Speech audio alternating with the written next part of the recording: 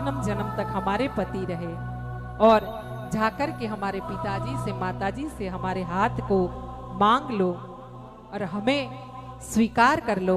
माँ ने जब ये वरदान मांगा है तब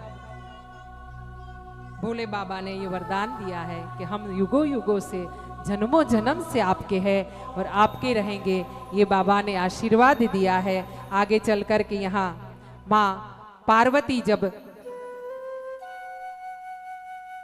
अपना तप करके खत्म करके अपने आश्रम से अपने तप के जगह से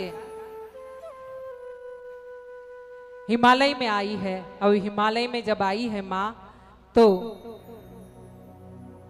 हिमालय वासियों ने उनका स्वागत किया है और स्वागत करके उनको आरती उतार के नगर में लिया गया है और माँ घर में आई है।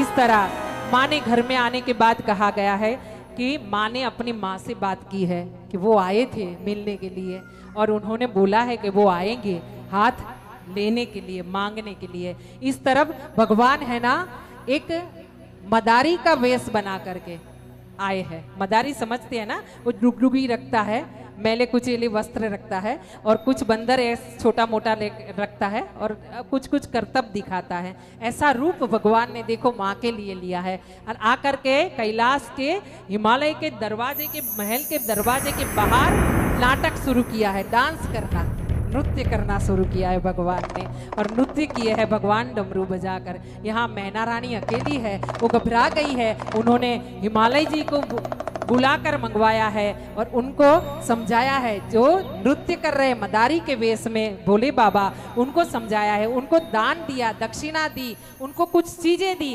पर मदारी नहीं समझ रहा है। आकर के मैना रानी को कह रहा है, आपकी बेटी का हाथ मुझे दे दो, आपकी बेटी को मेरे साथ ब्याह करवा दो।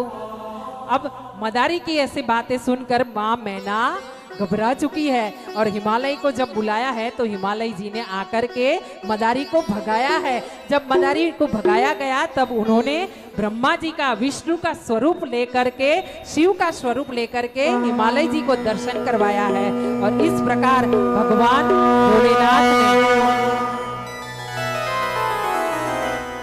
भगवान भोलेनाथ ने भोलेनाथ ने हिमालय जी को और माँ मैना को दर्शन दिए हैं। अब चले तो गए भोलेनाथ, लेकिन जब कैलाश में आकर के बैठे हैं ना, तब सोच रहे कि मैंने तो अपनी ही पैर पे कुल्हाड़ी मार दी, अब क्या करूं। अब तो डर गए हैं माँ बाप, वो तो देंगे नहीं बेटी का हाथ और मुझे तो बिल्कुल ना देंगे।